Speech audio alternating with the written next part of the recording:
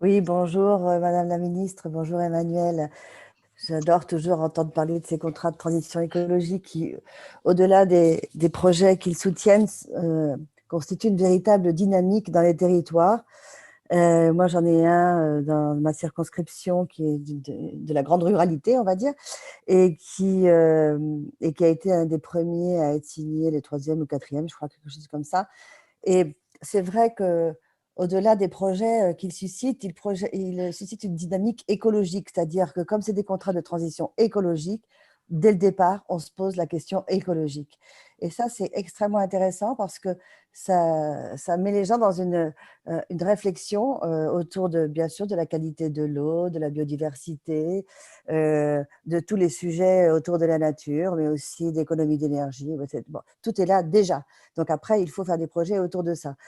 Alors moi, la question que je me pose, c'est, vous en avez un petit peu parlé, c'est en coordination avec la NCT. Moi, j'étais rapporteure de la NCT, je fais partie du conseil d'administration. Et l'autre jour, on a installé un peu justement un certain nombre de choses lors du dernier conseil d'administration, notamment sur l'ingénierie et sur la façon dont la NCT allait accompagner, soutenir les projets. Et moi, j'ai demandé est-ce qu'il pourrait y avoir entre guillemets, une éco-conditionnalité des projets. Par exemple, comme dans la NCT, il y a le soutien de projets touristiques, le soutien de projets de tout ordre. Si on dit, je vais être un peu caricatural, hein, mais si il y a un ensemble de communes qui veut créer une nouvelle station en montagne avec des canons à neige, est-ce que c'est soutenu? Donc là, euh, alors la question que je pose, c'est comment est-ce que la NCT et les CTE vont coordonner l'ambition écologique et tout simplement, parce que c'est la même ingénierie, hein, c'est l'ADEME, le CEREMA, etc., comment aussi vont se répartir cette ingénierie qui est effectivement le chaînon manquant, puisque quand il s'agit de faire monter des projets Merci, bottom-up, ça demande beaucoup d'ingénierie. Merci, Madame la Ministre. Courson.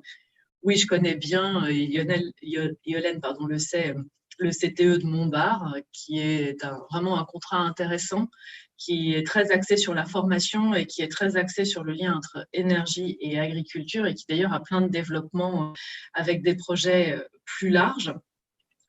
Et vous avez été plusieurs à le dire.